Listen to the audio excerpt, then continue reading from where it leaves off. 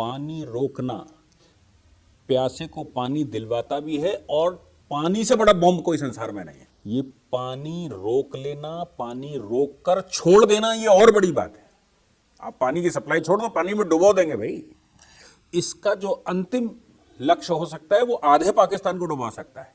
अटारी border को बंद करने का फैसला, इससे क्या फर्क पड़ेगा? उनका तहरीके तालिबान पाकिस्तान उनको ही खत्म कर रहा है, उनका तहरीके लब्बैक पाकिस्तान उनको ही खत्म कर रहा है। ऐसे उनके पास 3-4 बड़े संगठन हैं जो उनको ही मार रहे हैं।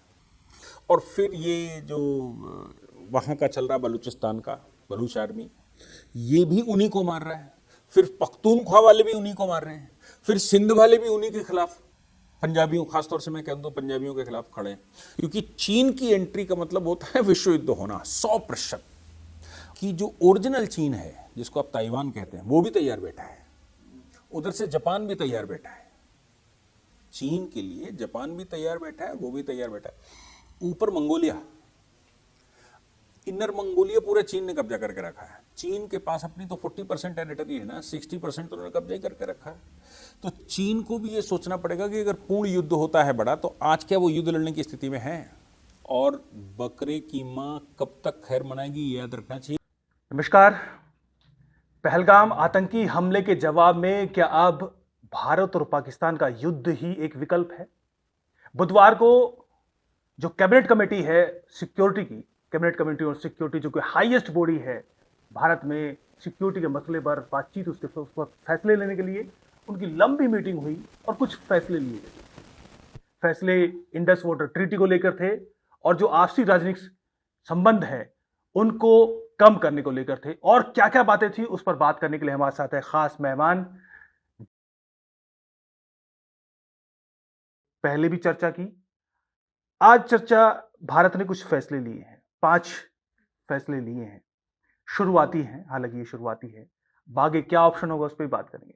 लेकिन उसमें जो पहला बिंदु था वो था Indus water treaty will be held in abeyance, यानी उसको स्थगित कर दिया गया है, उसको खारिज नहीं किया है, खत्म नहीं किया गया।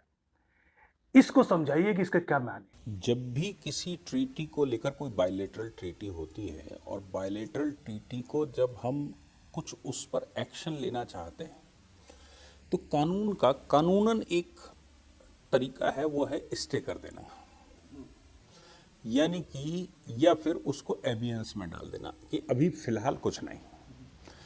अब लेकिन ट्रीटी तो है, और ट्रीटी है वो इंटरनेशनल ट्रीटी है।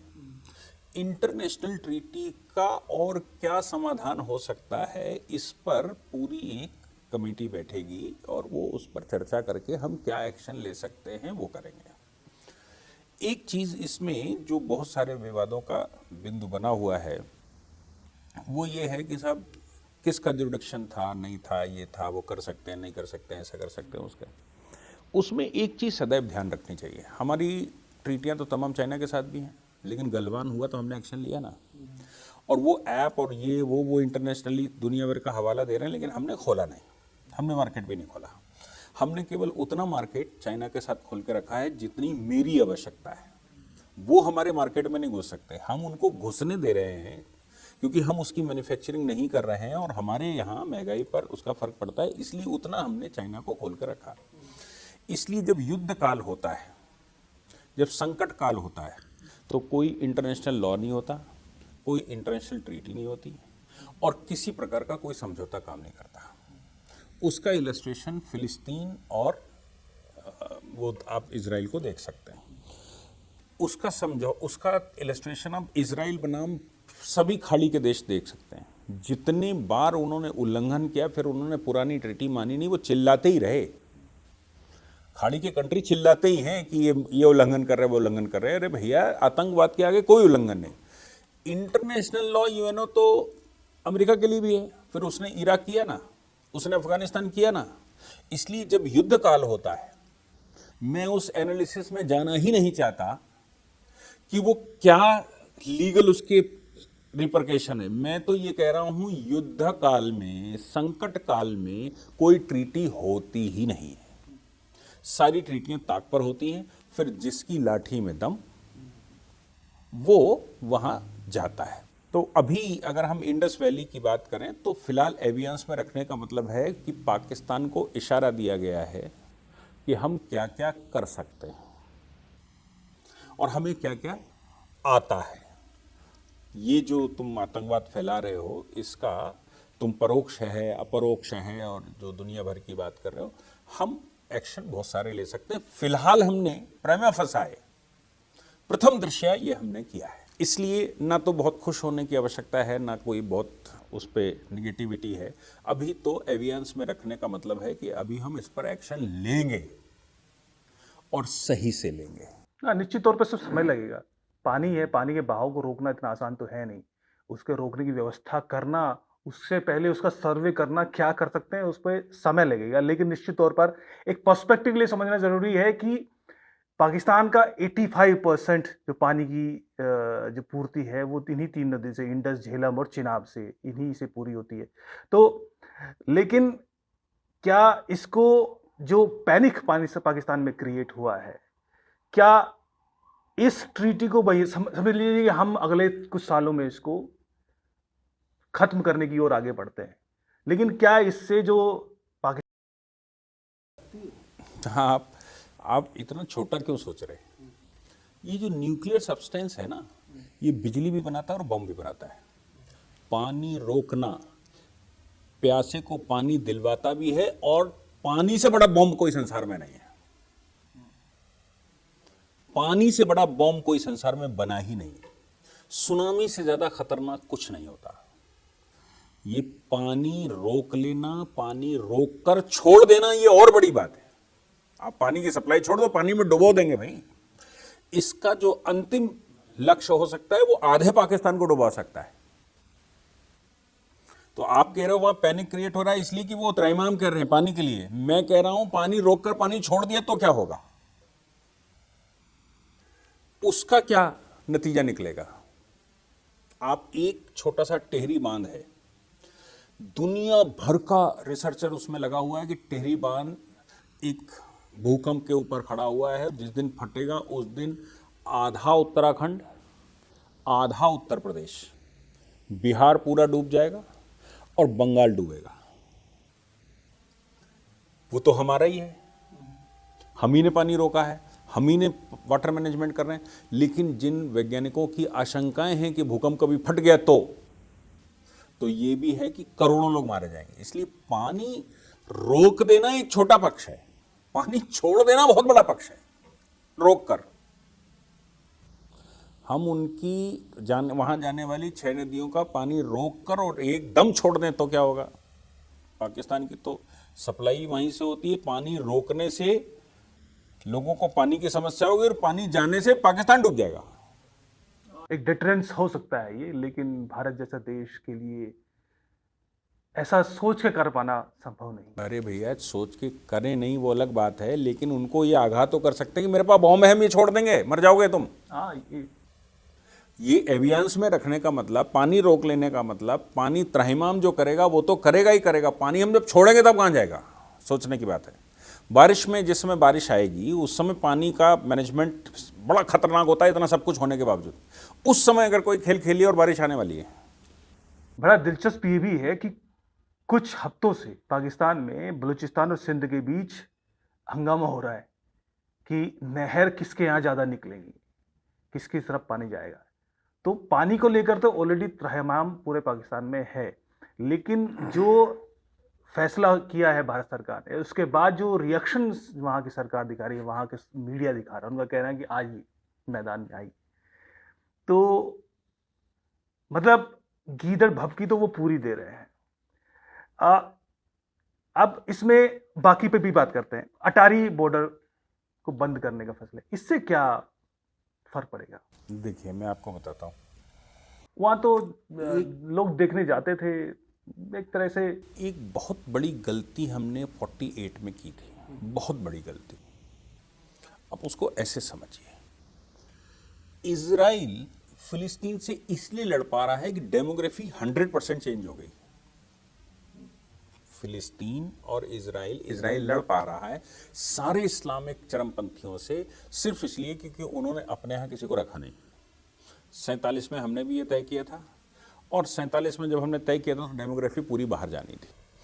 अब अगर आपको लड़ना है पाकिस्तान से, मैं 47 की बात कर रहा हूं, जो डेमोग्राफी पूरी चली जाती, आपका क्या बिगाड़ लेते वो? पूरा पाकिस्तान तबाह कर दिए फिलिस्तीन की तरह, कौन बिगाड़ने वाला आपका? लेकिन हमने आबादी यहाँ रोक ली, या नेहरू जी मेहरबान हो गए, रोक ली। उसका एक निगेटिव इफेक्ट ये है कि जब 62 की लड़ाई हुई तो बहुत सारे कम्युनिस्ट चाइना के साथ खड़े थे। जब 65 की लड़ाई हुई तो बहुत बड़ी संख्या में मुसलमान पाकिस्तान के साथ खड़ा था। पाकिस्तान जिस न्यू युद्ध के विरोध में था, नहीं, युद्ध के विरोध में नहीं था, वो उनके पक्ष में था। इसलिए जब हमने कार्रवाई 65 के बाद करनी शुरू की तो वो भाग गया, और भागने के बाद तब हमने एनिमी प्रॉपर्टी उसको घोषित किया कि भाई ये तो शत्रु था, हमारे घर में बैठा था। और अभी क्या है, आप वहां से शत्रु बुलाकर यहां बैठाए हैं।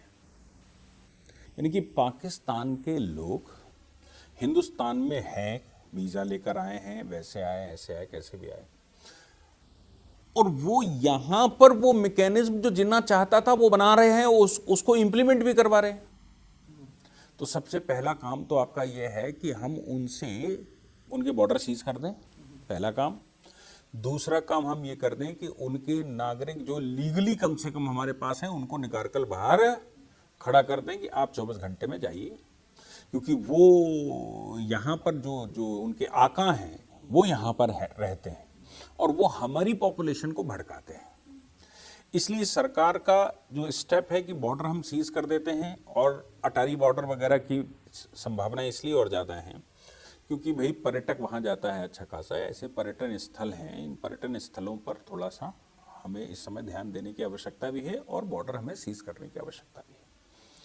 इसलिए सरकार ने ये स्टेप लिए हैं, और इन स्टेपों का कोई बहुत बड़ा रिपरकेशन होगा ऐसा नहीं है, लेकिन हाँ हमारे लिए कुछ लाभदायक है, मैसेज देने के लिए अच्छा है, उनके लोगों को वहाँ वापस भेजने के लिए अच्छा है, उनको हमारा गुस्सा दिखाने के लिए अच्छा है। एक तरह से ये बताना है कि हम किसी भी तरह का आपसे कम्युनिकेशन नहीं रखना चाहते, वो एक कोशिश है। एक और जो फैसला लिया है कि जो एक दूसरे की एम्बेसीज में जो हाई कमीशन है उसमें राजनयिकों की संख्या कम करना, ये कम ज्यादा करना कितना हेल्पफुल होता है? मतलब ये हमने देखा है कि फिर बढ़ जाता है, फिर कम हो जाता है। उसका जैसे हमने कहा कि नागरिक या तो खत्म ही कर दें, हमने क्या कहा, वो पॉसिबिलिटी थी क्या? और तो नहीं, वो पॉसिबिलिटी भी थी। जब उनके नागरिक आएंगे ही नहीं भारत में तो हमें बताओ कि वो करेंगे क्या, और हमारे नागरिक वहाँ जाएंगे नहीं तो हमें उनका यहाँ कॉन्सुलेट क्यों चाहिए, हमें उनका ये एम्बेसी क्यों चाहिए। और जो राजनयिक संबंधों के लिए बहुत एसेंशियल स्टेप रहता है उसके लिए कुछ बचेंगे। और ये तो खैर मैं समझता हूँ कि सारे देशों के पास ये वेपन रहता है। कनाडा के साथ भी हमने यही किया था।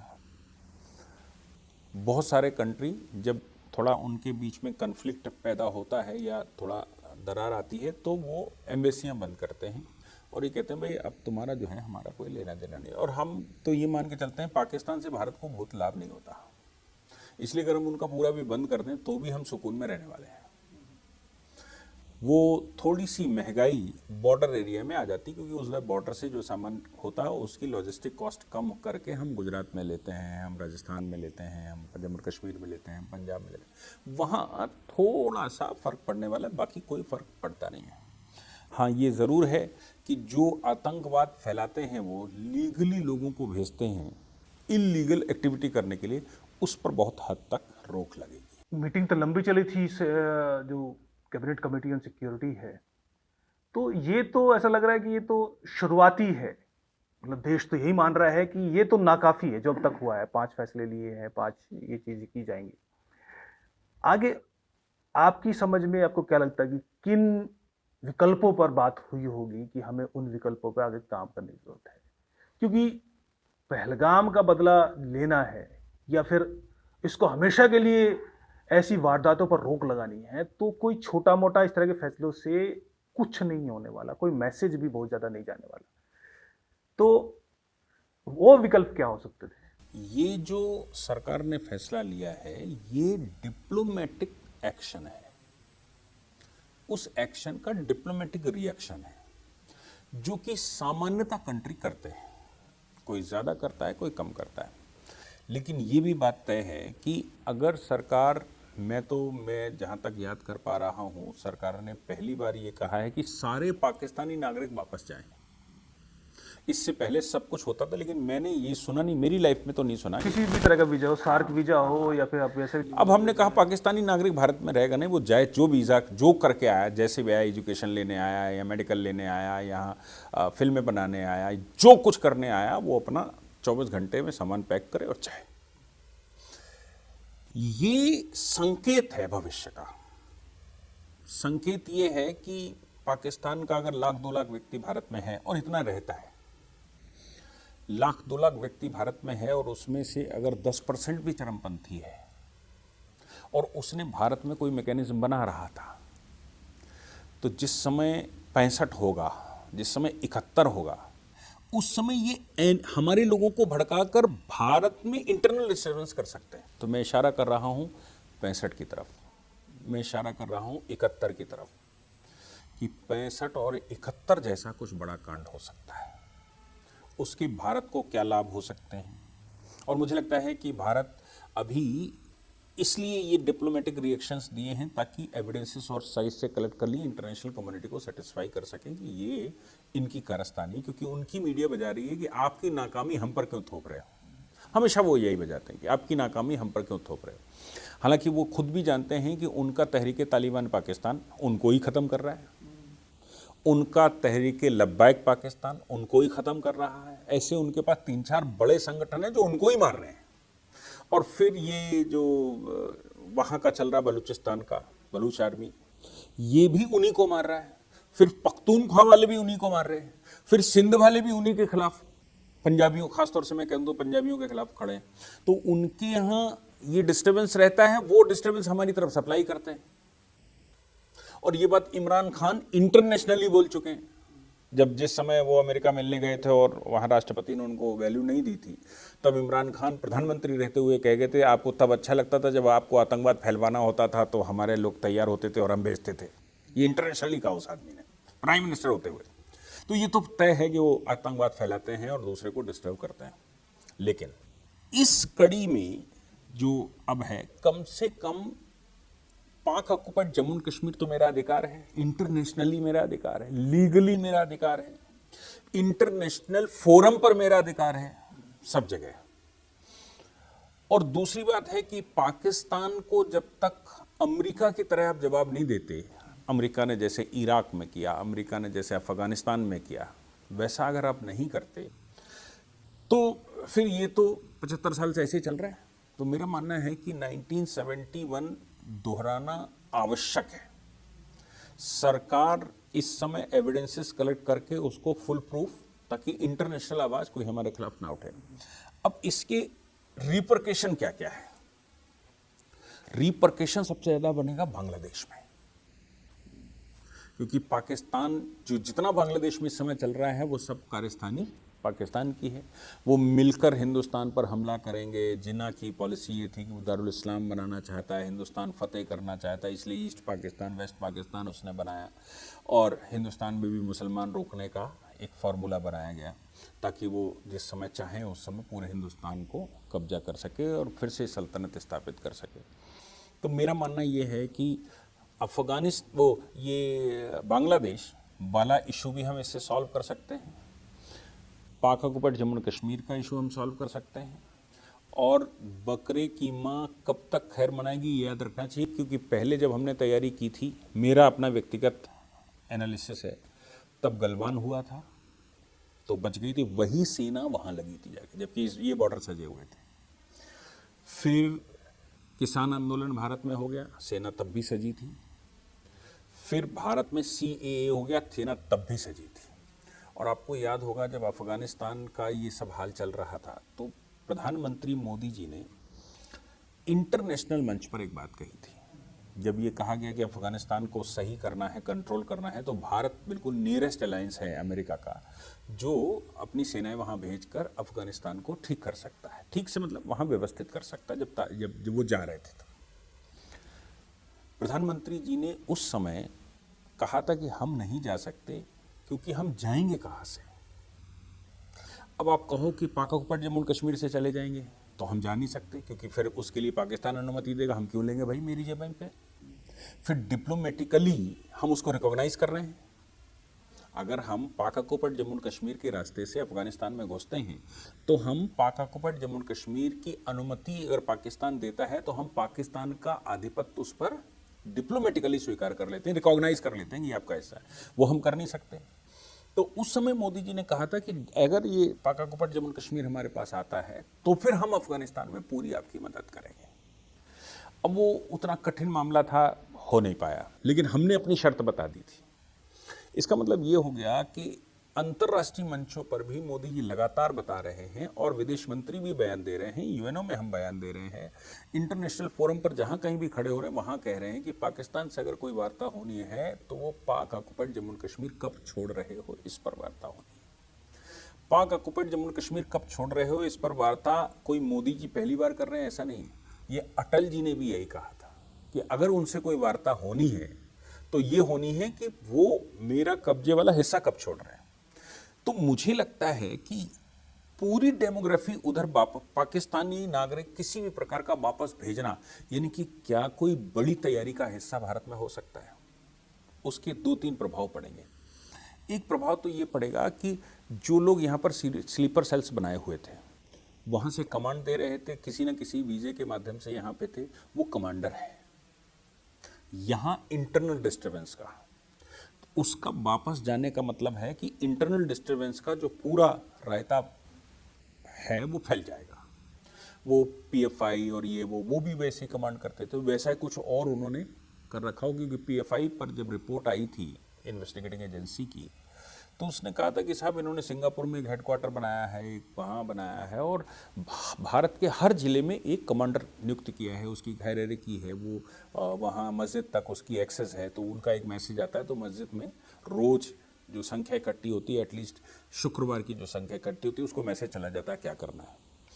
ये जो बीच का कम्युनिकेशन है, जहाँ से जो पाकिस्तान से आता है, ये कम्युनिकेशन एकदम ब्रेक हो जाएगा जैसे ही हम इनको सबको वापस करेंगे। अब देखना ये है कि कितने भारत में रुक जाते हैं, क्योंकि ऐसा भारत में मैकेनिज्म नहीं है कि हम उनका रडार से चेकअप करते हैं, हर महीने हम साइन करवाते हैं। भारत में ऐसी कोई व्यवस्था नहीं है, और हमारे पास ऐसी भी व्यवस्था नहीं है कि हम उनको आइडेंटिफाई करके रखते हैं।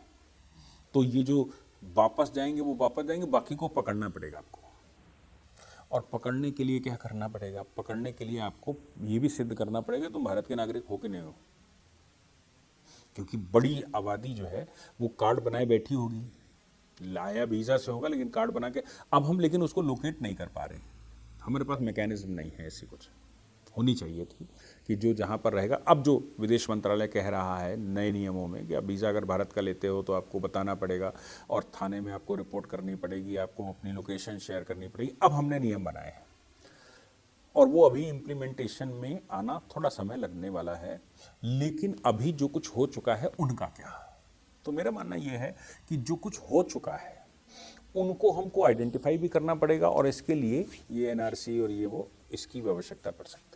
आप इंटरनल तैयारी की बात कर रहे हैं। लोगों को जब भारत सरकार के जो फैसले लिए उसके बाद पाकिस्तानी मीडिया में जो चर्चा हुई उसमें उन्हें लगा कि ये तो उनको इतना तो समझ में आ रहा है कि ये चीज़ इतना भर होके काम नहीं चलेगा, मोदी जी की तैयारी कुछ, मोदी सरकार की तैयारी कुछ और है। लेकिन उनको समझ में आ रहा है कि एयर स्ट्राइक उस तरह संभव नहीं है क्योंकि पहले हो चुकी है, अब वो सरप्राइजिंग एलिमेंट खत्म है, अब पाकिस्तान की एयरफोर्स भी चौकन्नी है। जो सर्जिकल स्ट्राइक कुछ हो वो शायद पीओजेके में वो इंडिया कर ले, लेकिन उससे ज़्यादा वो भी नहीं सोच पा रहे। एक ये है कि क्या लोगों की एक मांग है या अपेक्षा है वो ये भी है कि अब मौका है, पीओजेके भी ले ले और आगे भी कुछ ले सकते हो तो ले ही ले। एक फुल फ्लेज्ड वॉर भी की भी संभावना दिखाई दे रही है, लेकिन ये कितना फिजिबल आइडिया है ये, उसके लिए तैयारी लगती है, उसके लिए संसाधन लगते हैं। हमने देखा कि 71 के वॉर में भी महीनों तैयारी हुई थी।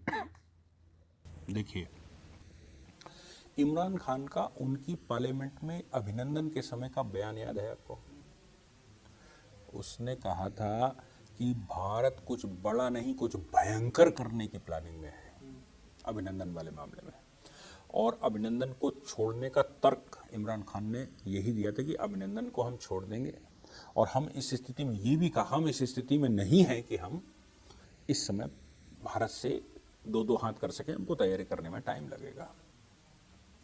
अब इसके दो डिफरेंट पहलू दिखाई देते हैं। एक तो मुनीर का जो बयान आया और उसके बाद उसी प्रकार की घटना हुई, तो ये भी हो सकता है कि पाकिस्तान तैयार बैठा हो, पहले से तैयारी करके बैठा और उकसा रहा हो, आइए हमने ग्राउंड बना कर रखा है, आइए लड़िए। एक ये भी हो सकता है, क्योंकि इन बयानों का जो सीक्वेंस दिखाई दे रही है और वो एनसी के श्रीनगर के सांसद का जो बयान आया, ये सब एक दूसरे से मेल खाते हों और ये भारत को उकसाने की कार्रवाई हो कि भारत आनन फानन में आए और वहाँ चला जाए, ये भी संभव है।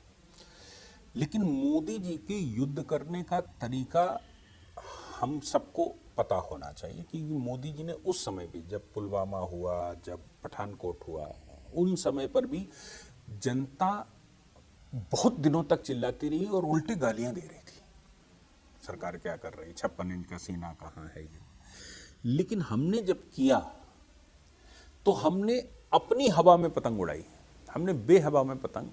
युद्ध का एक तरीका है, युद्ध हमको बैटलफील्ड चुननी चाहिए, उनकी बैटलफील्ड पर नहीं जाना चाहिए। तो हमने बैटलफील्ड चुनने के लिए एक तैयारी करनी होती है, और वो तैयारियों में ही हमें लगता है कि ये जो सरकार ने के जो वो हैं, क्योंकि जैसे मैंने कहा कि इंडस ट्रीटी आप ब्रेक कर रहे हो, पानी रोक रहे हो, युद्ध के समय पर उस पानी का क्या होगा। आपने कहा वहां त्रैमाम है, मैं कह रहा हूं कि अगर हम सीधा युद्ध कर देते हैं तो पानी ये क्या काम करेगा, क्या रोल प्ले करेगा, ये पानी छोड़ना। युद्ध तो युद्ध है, हालांकि सिविलियंस किसी का टारगेट हो नहीं सकते, लेकिन एक संभावना तो हमें बनाकर रखनी ही है कि हमारे पास केवल एटम बम नहीं है, डिटरेंस ये है जो हम ये भी कर सकते हैं। अगर हम फाइनल हमारे ऊपर समस्या आई तो हम ये भी कर सकते हैं। और इधर नागरिकों को वापस करना, इधर उनके कॉन्सुलेट को कम करना, इधर उनके जो हाई कमीशन है उसको कम करना या ख़त्म करने की सिचुएशन पर आ जाना, बॉर्डर सीज कर देना, बाकी की ट्रीटियां एवियंस में रख देना, ये आदेश को पालन करवाने में भी 15-20 दिन लगते हैं। ऐसा नहीं है आप एकदम उसको कर देंगे, उसको तो करने के लिए भी, और इतनी देर में आपको तैयारी करने का अवसर भी मिलेगा, और दूसरा एविडेंसेस का भी अवसर आपको मिलेगा। तो मुझे लगता है कि इस समय जो सिचुएशन बन रही है, इंटरनेशनल लॉ के अनुसार नॉन इंटरवेंशन की पॉलिसी है, लेकिन सेल्फ डिफेंस इंटरनेशनली रिकॉग्नाइज्ड है। अब ये जो पाकिस्तान कर रहा है, इसमें सेल्फ डिफेंस तो हमारी बनती है, और सेल्फ डिफेंस का कोई आज तक पैमाना नहीं बना है कि कहां तक सेल्फ डिफेंस। सेल्फ डिफेंस में पूरा अफगानिस्तान अमेरिका ने कब्जा कर लिया, सेल्फ डिफेंस में पूरा इराक अमेरिका ने कब्जा कर लिया, सेल्फ डिफेंस, और उन्होंने तर्क यही दिया भाई सेल्फ डिफेंस का राइट है। तो यहां पर सेल्फ डिफेंस का राइट, ये एक और बात जो दिमाग में रखनी चाहिए वो ये है कि इस समय ज्यादातर स्ट्रांग कंट्रियों में राइट विंगर बैठ गए, ज्यादातर ये ज्यादा कहेगी नॉन लेफ्ट या राइट विंग, या जो नेशन फर्स्ट सोचने वाले, या फिर संसार के खतरों को पहचानने वाले। अब मेलोनी का स्टेटमेंट है, इस पे नहीं, इससे पहले कि भाई मैं ट्रंप और ये सब क्या कर रहे हैं, हम तो ये इस्लाम जो कर रहा है उसके और जो लेफ्टिस्ट कर रहे हैं, हम केवल उनसे निपट रहे हैं, इस पर हमको नॉन डेमोक्रेटिक कह दिया जाता है। ये बयान अपने आप में ये बता रहा है कि विश्व में कुछ तो खिचड़ी पक रही है।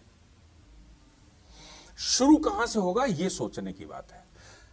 यूरोप पूरा परेशान है इमिग्रेशन से। यूरोप के कुछ कंट्री जिन्होंने पूरे विश्व पर कब्जा करके रखा, हम कहें आधे के विश्व पर कब्जा करके रखा, वो आज अपने अस्तित्व के लिए यूके जैसे कंट्री लड़ रहे हैं। अपने अस्तित्व के लिए जर्मनी लड़ रहा है, यूके लड़ रहा है, जर्मनी को अगर ना कहें तो यूके लड़ रहा है, फ्रांस लड़ रहा है, ये अपने अस्तित्व के लिए लड़ रहे हैं। तो अंदर एक गुस्सा है चरमपंथ के खिलाफ। ऐसी परिस्थिति में अगर हमारा पाकिस्तान का युद्ध होता है तो सोचने की बात यह, पाकिस्तान का साथ कौन कौन देने वाला है? रशिया खड़ा होने वाला है क्या उनके साथ? अमेरिका खड़ा होने वाला है क्या उनके पास? यूरोप खड़े होने वाला है क्या उनके साथ? अफ्रीका खड़े होने वाला है क्या उनके साथ? और खाड़ी अगर खड़ा हो सकता है तो उसके खड़े होने की हैसियत है क्या? चीन हो सकता है। लेकिन इस समय चीन, जब से ये ट्रंप बैठे हैं, क्योंकि चीन की एंट्री का मतलब होता है विश्व युद्ध होना 100%, और ये थर्ड विश्व युद्ध नहीं होगा, ये पृथ्वी पर प्रलय होगी, पृथ्वी खत्म होगी। अब वर्ल्ड वार का मतलब पृथ्वी पर खत्म होना है, ये वैसा डेजर्ट बन जाएगा। तो मुझे नहीं लगता कि चाइना खुलकर उनको सपोर्ट कर सकता है। चाइना क्या कर सकता है? वो ही कर सकता है जो यूक्रेन के साथ अमेरिका ने किया, नाटो ने किया, कि भैया ले जाओ हथियार, लड़ो जाके, मरने हम नहीं जाएंगे। अब उतना तो फिर वो व्यापार कर रहा है, इतना वो करेगा, लेकिन इतने में कितनी देर तक लड़ सकता है? फिर पाकिस्तान के सामने खतरा ये भी कि उसको गिरवी रखना पड़ेगा। बहरहाल, लेकिन इससे पहले फुल फ्लेज्ड वॉर से पहले एक ऑप्शन और हो सकता है, जो जैसे कि 71 के बाद पाकिस्तान को समझ में आया कि भारत से 1-to-1 वॉर फेयर में वो जीत नहीं सकता, तो उन्होंने प्रॉक्सी वॉर को चुना। प्रॉक्सी वॉर वो पहले भी करता रहा हालांकि, लेकिन उन्होंने कहा कि अब सब कुछ प्रॉक्सी वॉर के जरिए करेंगे। तो भारत के पास भी ऑप्शन है। हम जानते हैं कि तालिबान और पाकिस्तान के संबंध जो है वो ऐसे ही हैं जैसे भारत पाकिस्तान के संबंध है। तो तालिबान हमसे ज्यादा खतरनाक है। हाँ, आजकल वो है कि वो एक दूसरे को रोज मार रहे हैं। तो उन सब ऑप्शंस का इस्तेमाल क्यों नहीं किया है कि तालिबान को संसाधन भी दिए जाएं? तालिबान को संसाधन डायरेक्टली ना दे, लेकिन तालिबान को अब अफगानिस्तान को मजबूत करना है ना। वहां पर जब से अमेरिका गया है वहां पे हर तरीके से जो डेवलपमेंट है वो रुका हुआ है। डेवलपमेंट तो हमें डेवलपमेंट वहां पे करना चाहिए ताकि उनका जो ध्यान है वो पाकिस्तान पे जाए। बलूचिस्तान एक बड़ा वहां पर आज़ादी का आंदोलन है। हमें उसकी आज़ादी का आंदोलन में ये तो क्योंकि पाकिस्तान जैसे देश ही कर सकते हैं कि वो जम्मू कश्मीर में इस तरह की प्रॉक्सी वॉर को खड़ा करके उसको आज़ादी का नाम दे, लेकिन वहां तो एक जेन्युइन वॉर चल रही है। उसमें क्यों नहीं भारत किस तरीके से खुलकर ना सही लेकिन संसाधन दे सकता है। ईरान के साथ पाकिस्तान के संबंध कितने बदतर हैं, वो भी कमोबेश ऐसे ही है जैसे मैंने फिर से कहा कि भारत और पाकिस्तान जैसे संबंध है। ईरान से तो भारत के संबंध अच्छे हैं। तो ये जो फुल फ्लेज वॉर से पहले ये जो वॉर है, मुझे लगता है कि ये ज्यादा बेहतर है। और इधर एक इस्लामी स्लाइसिंग वाली जो स्ट्रेटेजी होती है कि आप पीओजेके में धीरे धीरे धीरे धीरे 500 मीटर, 1 किलोमीटर, 2 किलोमीटर, वो एक इधर से भी दबाव बनाया जाए कि यहां पर भी एक थिएटर ओपन रहे, पाकिस्तान को मौका ना मिले कि वो अफगानिस्तान से भी पूरी तरह से पूरी शक्ति के साथ। तो ये जो चौतरफा घेराव है, ये तो ऑप्शन है, ये किया जा सकता है और ये करना चाहिए।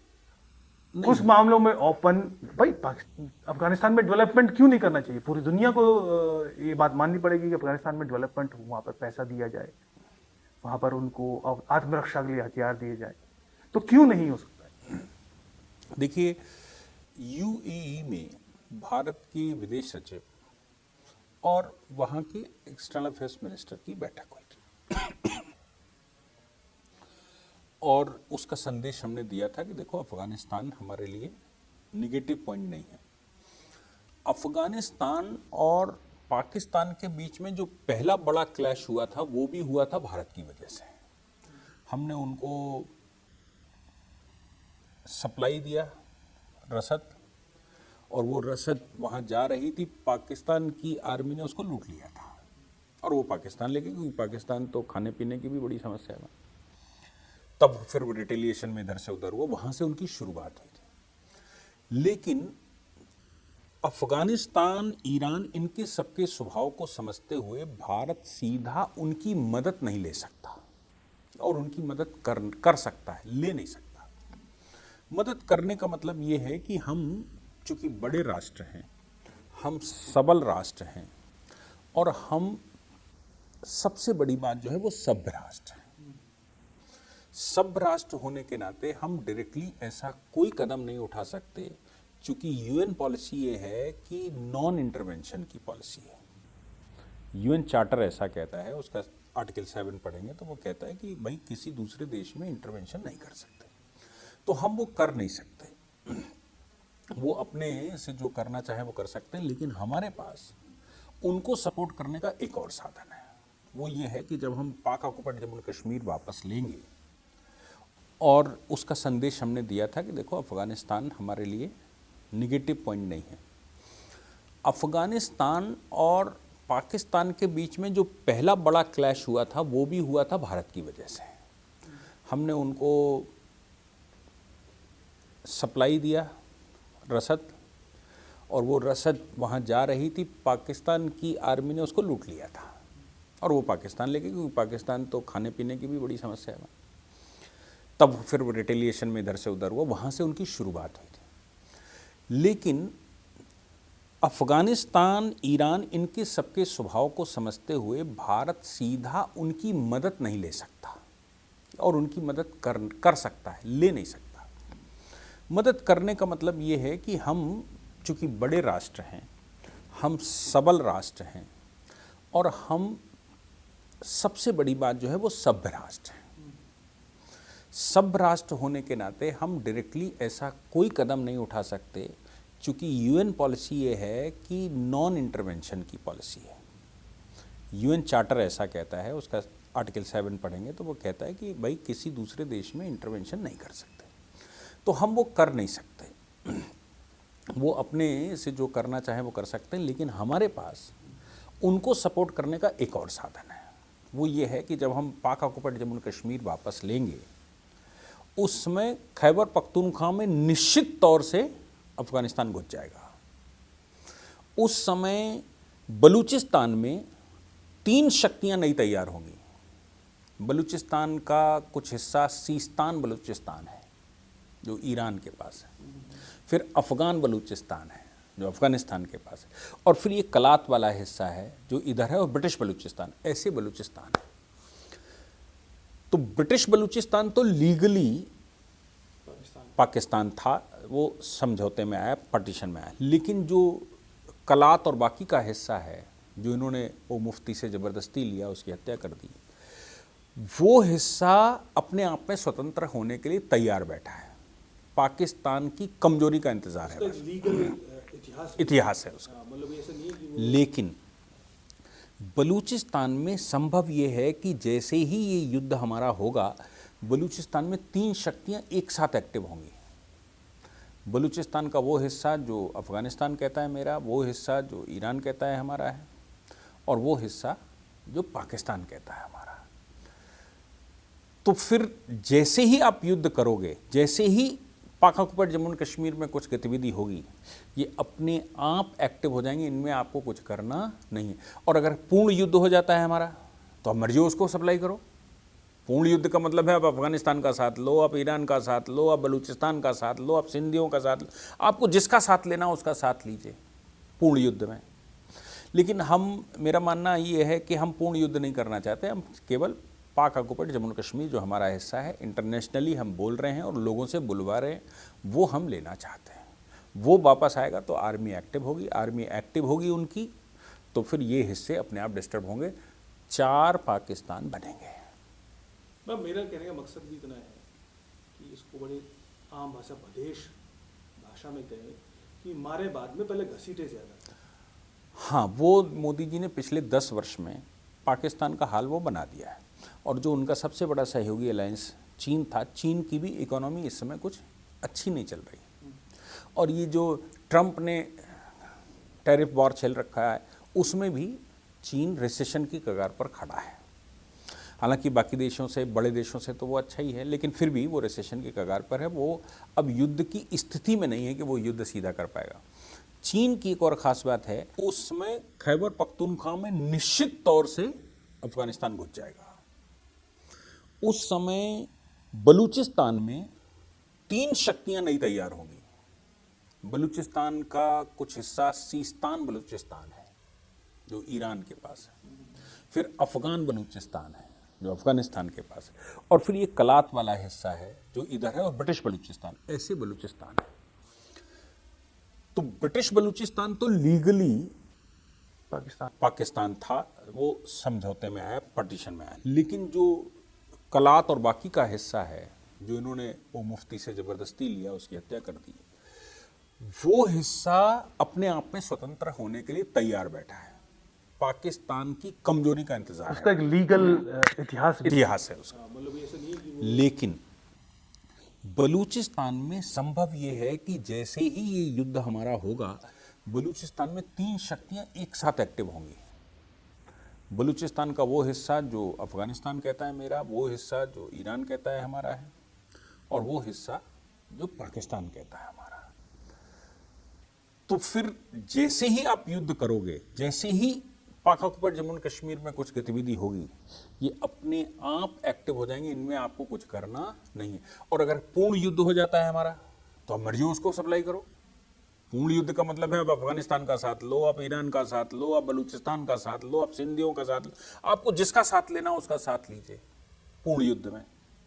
लेकिन मेरा मानना ये है कि हम पूर्ण युद्ध नहीं करना चाहते, हम केवल पाक ऑक्युपाइड जम्मू एंड कश्मीर जो हमारा हिस्सा है, इंटरनेशनली हम बोल रहे हैं और लोगों से बुलवा रहे हैं, वो हम लेना चाहते हैं। वो वापस आएगा तो आर्मी एक्टिव होगी, आर्मी एक्टिव होगी उनकी, तो फिर ये हिस्से अपने आप डिस्टर्ब होंगे, 4 पाकिस्तान बनेंगे। मेरा कहने का मकसद भी इतना है कि इसको बड़ी आम भाषा, बदेश भाषा में कहें कि मारे बाद में पहले घसीटे ज़्यादा। हाँ, वो मोदी जी ने पिछले 10 वर्ष में पाकिस्तान का हाल वो बना दिया है। और जो उनका सबसे बड़ा सहयोगी अलायंस चीन था, चीन की भी इकोनॉमी इस समय कुछ अच्छी नहीं चल रही। और ये जो ट्रंप ने टैरिफ वॉर चल रखा है, उसमें भी चीन रिसेशन की कगार पर खड़ा है। हालांकि बाकी देशों से, बड़े देशों से तो वो अच्छा ही है, लेकिन फिर भी वो रिसेशन की कगार पर है। वो अब युद्ध की स्थिति में नहीं है कि वो युद्ध सीधा कर पाएगा। चीन की एक और ख़ास बात है कि जो ओरिजिनल चीन है, जिसको आप ताइवान कहते हैं, वो भी तैयार बैठा है। उधर से जापान भी तैयार बैठा है। चीन के लिए जापान भी तैयार बैठा है, वो भी तैयार बैठा है। ऊपर मंगोलिया, इनर मंगोलिया पूरा चीन ने कब्जा करके रखा है। चीन के पास अपनी तो 40% टेरिटरी है ना, 60% तो उन्होंने कब्जा करके रखा है। तो चीन को भी ये सोचना पड़ेगा कि अगर पूर्ण युद्ध होता है बड़ा, तो आज क्या वो युद्ध लड़ने की स्थिति में है? अगर वर्ल्ड वॉर में कन्वर्ट होता है। और निश्चित तौर से ट्रंप और जो राइट विंग बैठे हुए हैं, भारत और चीन का आमना सामना होने का मतलब इंटरनेशनल पर्सनालिटी कूदेंगी ही कूदेंगी, चाहे हम बुलाएं या ना बुलाएं। इसलिए चीन को भी बैलेंस तो है ही कि बैलेंस रखना पड़ेगा, और वो बैलेंस के तहत फिर उसको केवल हथियार सप्लाई करेगा, इससे ज़्यादा कुछ मार्केट ना झेलेगा। कुल मिलाकर चीन को भी मार्केट ही एक तरीके से ड्राइव कर रहा है। बहरहाल ऑप्शंस तो हमने जिक्र किया है, लेकिन ये इस जो राइडर के साथ कि हर एक संभावना के पीछे बेहद तैयारी की जरूरत है, और उस तैयारी में समय लगेगा। शुरुआत मोदी सरकार ने कर दी है, आगे क्या क्या ऑप्शन होंगे, किन किन पर कार्रवाई होगी, वो आप तक लाएंगे, उन पर एनालिसिस करेंगे। आपका बहुत बहुत धन्यवाद। नमस्कार।